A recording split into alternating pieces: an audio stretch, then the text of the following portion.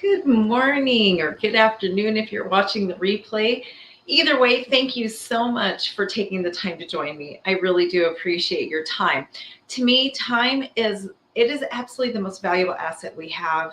Money is fluid, it comes and goes, but time, when it's gone, it never comes back.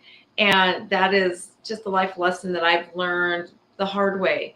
And so time to me is the most valuable asset. So I really do appreciate you taking your time to listen to me talk. Thank you so much for investing in me with your most precious asset.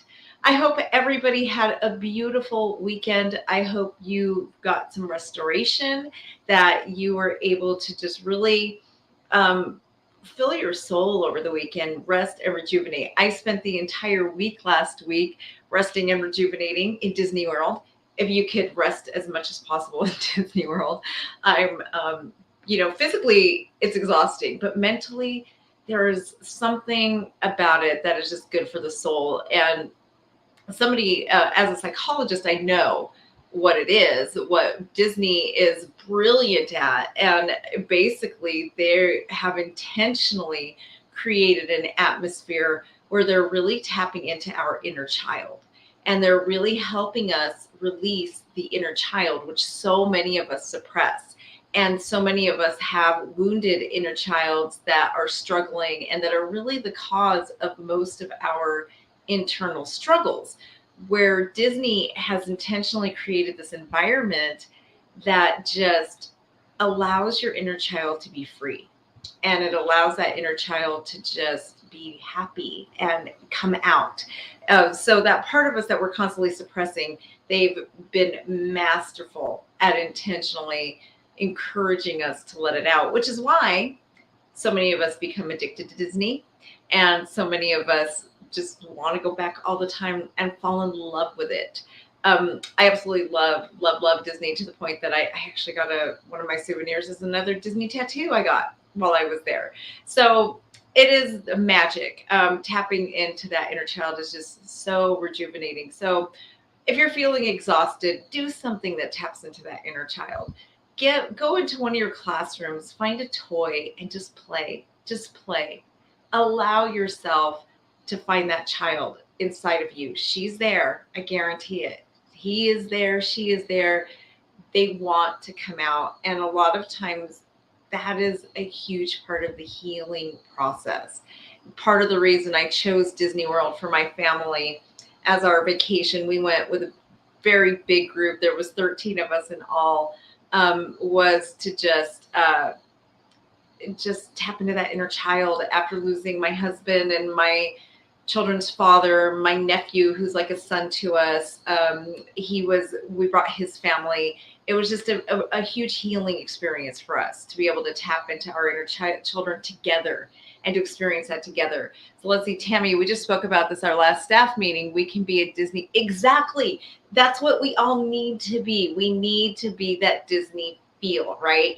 I'll tell you, the money that Disney puts into the psychology behind Disney is something that is incredible. And that's something that it's already done. They've already done the research. So why reinvent the wheel? We can just take it and do what we need to do. But yes, not only for the children is it great, but it's also great for your staff. Releasing that inner child is vital. It is vital. Those wounds that we carry, and they really resurface as adults and things that trigger us, right? So Disney just really helps to release that. And it doesn't have to be Disney. It could be anything that makes you joyful, anything that basically takes all your inhibitions, all those things that you're too embarrassed to do, and you just let loose, let free, right? So even if your center is closed and you are the only person in it, go find your favorite center, your favorite toy, and just play. Just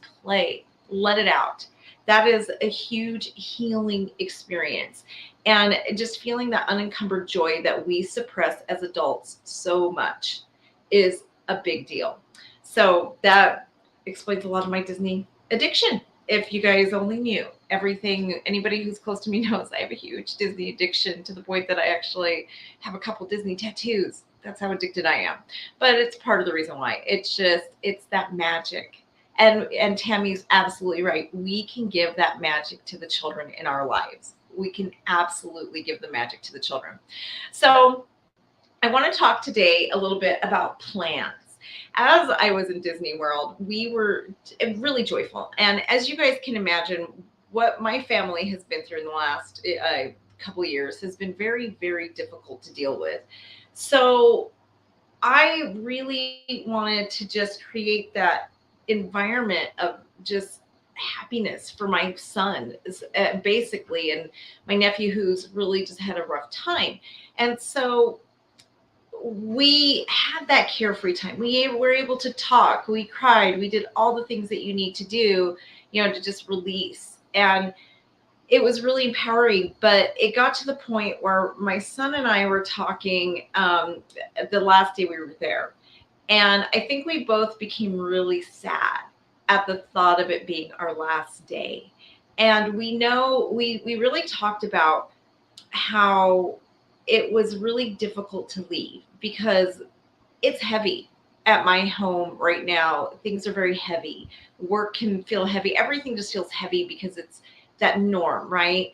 And getting away from the norm makes you feel free, and it can take that heaviness that you really didn't even realize was on you, and it can really release that.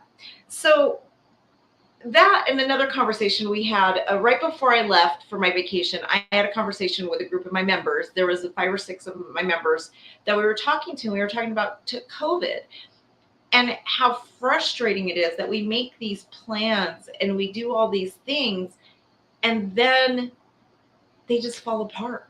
We can't do it, right? Because we have to deal with these important issues first, right? There's all these important things that have to happen. So we can't just drop, but then you get cases of COVID in your center and they take up all your attention. They take up all of your energy, everything in you to deal with. And now all these plans that you made, the schedule you created for yourself, none of it is done because you had to deal with these things, right? So as I was on vacation, I was thinking about that the last day. And I was also thinking about my son and I and how I did actually try to stay 2 extra days. And I thought, you know what? This is good for us. We're really doing well here. Everything is very good. The heaviness isn't there. I see my son happy, smiling. I don't see that sadness in his eyes during the time that we were there. And so I decided, and if you guys who know me, I am so like, I have a plan. And I'm sure if you've been watching me, you guys know I'm always talking about my 10-year plan and this plan and that plan and this plan. And my life revolves around plans. And between the experience with my son and talking to some of my members, I realized that sometimes plans need to change. Sometimes we need to give ourselves grace and we need to not hold so tight to those plans. Sometimes those plans can actually drown us. So I had to stop and ask myself, are these plans really so important that while I watch my son, who has really been struggling with the death of his father, and I see him having these happy days, why is it so important that I can't just extend them for him? Right? I just really had to ask myself, what plans do I need to change now? What new plans do I need to create to help him find that joy again, to bring that back to him? And so it really got me thinking about just the fact that we can't be so attached to our plans that we sometimes let life slip by, right? Or we let things happen that shouldn't happen, or we don't prioritize what should happen because the plans are too important to us. Same thing goes if you're dealing with COVID. If we are too into, well, this was the plan, I got to stick to it, I have a goal to stick to, I have a deadline, I have this and that. Is there times that we could possibly be putting the children at risk because we're not making the right decisions because we're too married to our plans? Something to really think about. I had to really stop and ask myself this weekend, where do I need to start making some changes to help alleviate the strain for my son? My son is 17. He's going to be 18 in 2 months. He graduates from high school this year. But seeing the joy on his face again, seeing it's hard when you're in it. My youngest son, my husband got sick altogether. It was about 5 years ago. And my oldest son was actually away at college for 3 of the years, but my youngest son was here the whole time. And he watched his dad deteriorate slowly. He watched him die slowly. And so the last 4 or 5 years have not been happy for him. It's been a rough time. And seeing that joyful boy again just made me realize something I hadn't seen, that the melancholy boy, I thought he just personality isn't really him. It's just the environment that we've lived in. And it made me realize, okay, I'm so married to these plans that I have that I really haven't looked deeply. And maybe I need to change my plans so that we can see that joy over and over again. So it really got me thinking about, I've just been obsessing about it all weekend, and push came to shove, I couldn't change our plans. These plans had to stay, but I realized that, even staying 2 days in Disney, that's not the kind of plan that I need to make. I need to make real life changes. I need to do something bigger. And so that's when I decided I've got to go back to that 10-year plan, and there's things I'm going to have to rewrite, and that's okay. It's very important for us to give ourselves grace. And it is important for us to be flexible. We cannot be so married to a plan that they cause hardship. They cause us stress. They cause us anxiety, right? If the plan doesn't work, we got to let them go sometimes. We have to adjust and we have to pivot. And there's nothing wrong with that. I think it's more important than beating yourself up and trying and obsessively trying to stick to plans that are just weighing you down, right? Just becoming so obsessed with a plan that they're causing you more stress. And sometimes plans just need to wait. As you know from watching me or listening to me, I always have a 10-year plan. My 10-year plan I created a few years ago. It had to take a backseat last year. My husband's health for the year got so bad that I had to make a conscious decision to put the year on pause, which is very hard for me. I am oh my gosh, if I put a year on pause, that means I'm going to be a year behind. That means my 10-year plan is going to have to become an 11-year plan, or I'm going to have to figure out where I'm going to fit this year into it. And it becomes obsessive. I become obsessive about it. But I did have to come to the conclusion that I can't do it. I couldn't do it. There was no way I could juggle running 2 businesses, being the full-time nurse for my husband, trying to be a mom, and still filling those goals that I had set for 2021. So I basically had to make a conscious decision to put 2021 on hold. And just basically, and 2020 did it to me also. I mean, with COVID, I definitely had to pivot and change my plans, and that's okay. There's nothing wrong with that, right? And it is hard. I'm not going to say it's not. I do have to consciously tell myself, and I'll tell you a little bit of my self-talk that I do. I literally have to say things to myself like, Evelyn, it's okay. You cannot do it all. And then there's another voice in my head that says, you want to watch me? And I am like, no, you're not going to make yourself sick again. You're not going to exhaust yourself. You cannot do this. And it's okay. It's okay that you cannot do this. It can wait. What's more important is the people you love, time together, and keeping yourself healthy, right? For those of you who don't know my story, I do have a neurological disease. And part of the reason, it was a disease I was born with, but it was dormant. It came out of dormancy about 13 years ago.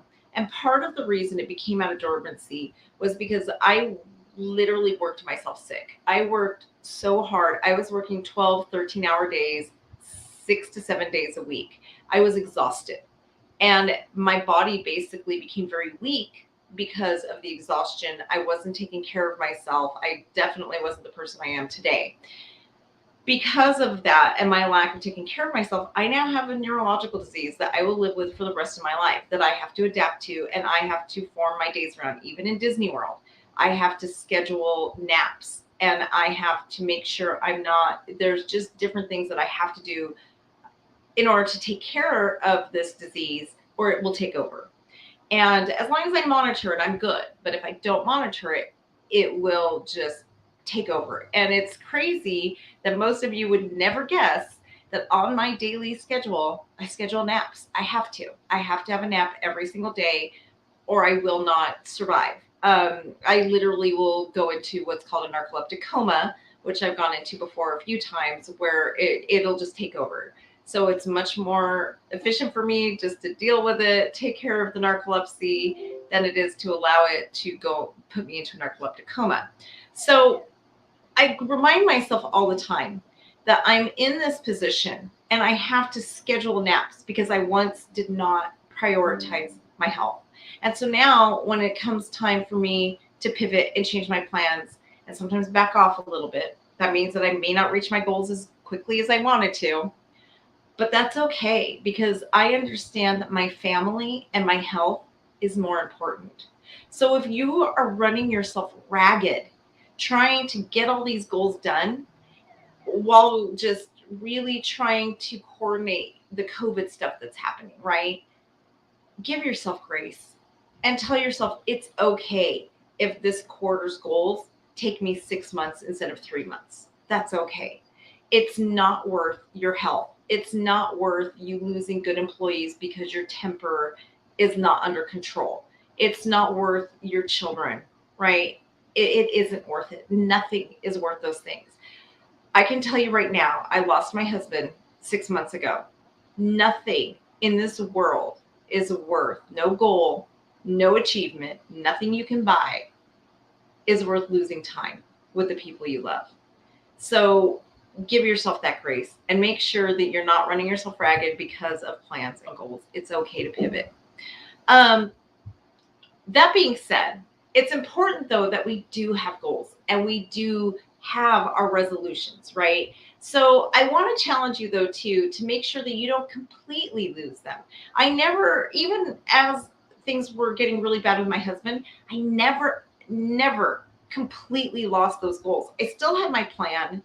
I just had to make them a lot more sparse. Basically, I maintained instead of going into a growth mode. I maintained, but I came up with a plan for growth. Right, which I'm going to do again right now. I have some plans that I've had in for the next 2 years, and I'm probably going to have to just take 3 years so I can come alongside my son and help him out a little bit more. My plans aren't changing. I'm just changing the time. So what I want to ask you is, during New Year's, we all make New Year's resolutions.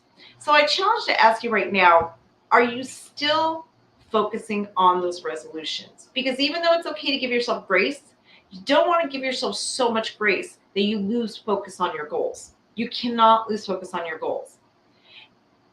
If you feel like your resolutions aren't happening, if you feel like you have no resolutions, that you're not even doing a New Year's resolutions, I will challenge you to join me. On February 11th, I am going to actually host a strategic planning event.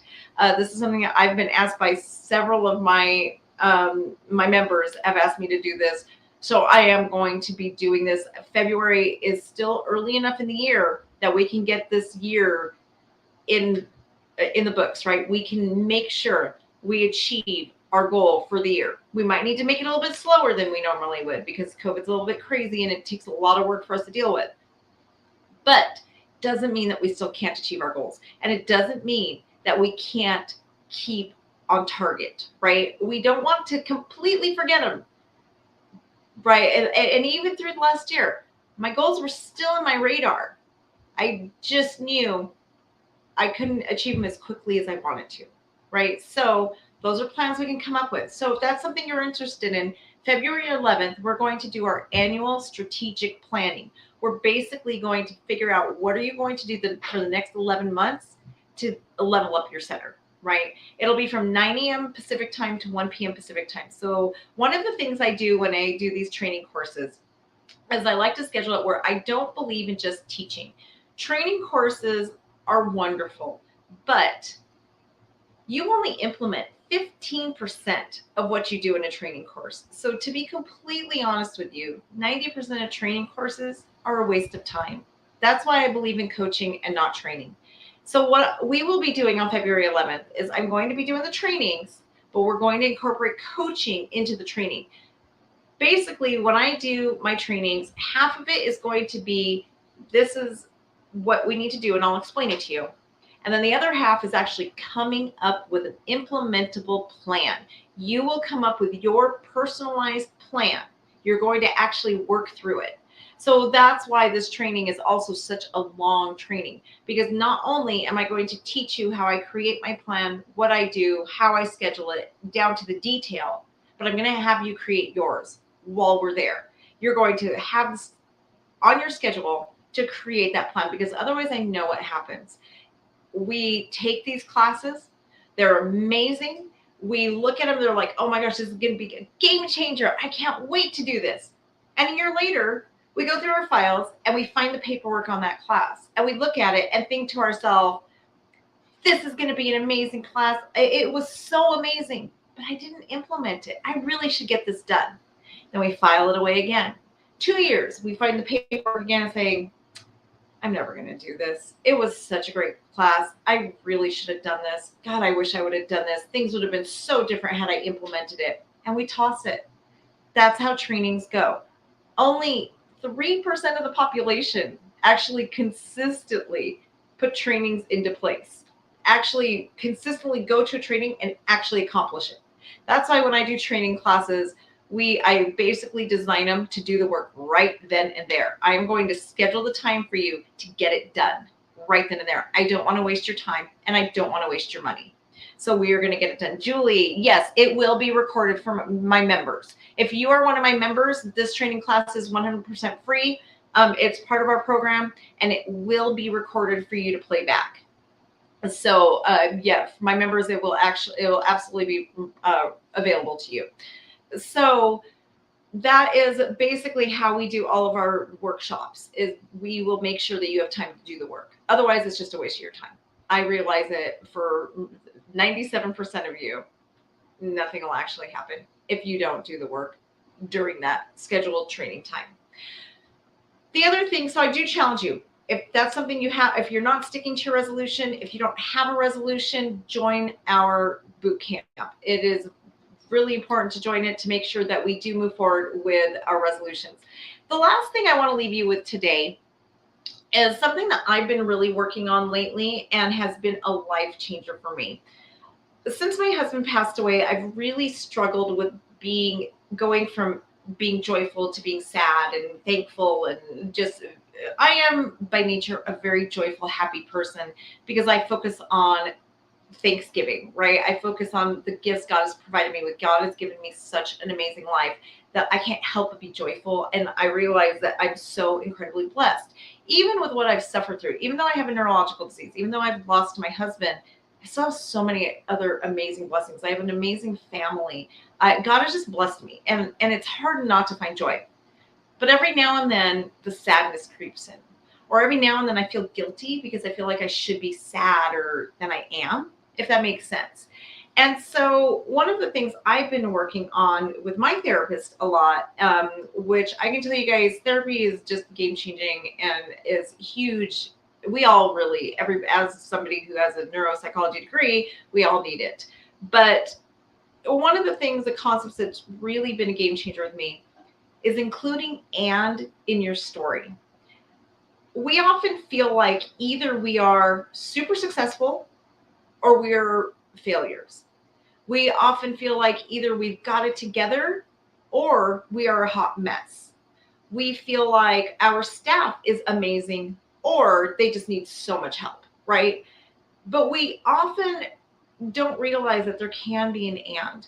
And that is something I've really, really learned that has freed so much of my stress and anxiety over the last 6 months, is that I can be happy, joyful, and I can be sad at the same time. I can move on with my life and start a new life and still be sad for the life that I lost, right? I can be excited for the future And I can be sad for the future that I lost at the same time. I can look forward to what awaits me, and I can be terrified of what awaits me at the same time. I can be very successful and very together, but I can also be a hot mess. And I can also be someone who feels like I just don't have it together. It's okay to have an and in your story. It's okay to have a plan and to adjust it. It's okay to be future focused and just be on target and sometimes fall apart. It's okay. It's okay for us to have both. So if you're stuck in an or mindset, if you think that you have to be an excellent leader who always has your stuff together, who always knows the answers, or someone who needs help sometimes, I really challenge you to think, change your thinking and understand that there is an and. You can be that excellent leader and need help, right? You can have the most amazing center that's 5-star program and need coaching. There is nothing wrong with that. There is an and to all of our stories. So you can have a plan and sometimes not let it doesn't happen. You can come up with the best schedule to accomplish the most you possibly can next week. And you may not accomplish anything. That's okay. The week after, you may accomplish everything. It's okay for us to have an and. And it's something I've really, really had to let go of in my life, where I feel like I just always have to be on top of it. I always have to be stellar. I always have to just be happy, joyful. Well, I guess I felt like I should be sad, right? All the time. And I feel like people are watching me. I should be sad. I should be upset. I should be falling apart. But I'm not. And so I realized, but there are moments I am. I'm not going to pretend like I'm not. There are days where I have to lock myself in my bedroom and fall apart. It was very, very, very liberating for me to accept the fact that there's an and. It doesn't have to be either or. I don't have to be a hot mess all the time or happy, right? Or joyful. I don't have to be excited about my future or be terrified of it. There's an and to our story. I can move on with my life and find happiness and mourn the life that I lost. So if that's something that's really, really, you feel like, oh, I'm not getting this done, I must be this. I challenge you to change your thinking. Just because things don't work out, it doesn't mean you must be this. There is an and. Some days we're a hot mess and we have it together, right? It's just part of being human. Allow yourself to be human. We are all human. So I hope that was helpful for you guys. I really, really hope with all my heart that that will leave some of your anxiety out there. I know there is this collective anxiety right now with all that we're dealing with. So I just want you to tell yourself throughout the day, there is an and. When you've got those thoughts of like, gosh, I just can't get it together. I'm not a great leader. I just can't do this, this, and this. Just remember there is an and. There is an and. You are a great leader and you struggle. We all do. We're human. We're human. So I hope everybody has a wonderful day. Oh, you're what? Thank you. Yeah, Lisa. I know, right? It's part of being human. We're all human. I think of it in terms of how do I want my children to see themselves? That's how we need to see us, because they're going to see themselves the way we see us. They're going to treat themselves the way we treat ourselves. So have a wonderful day, everybody. And remember to give yourself grace.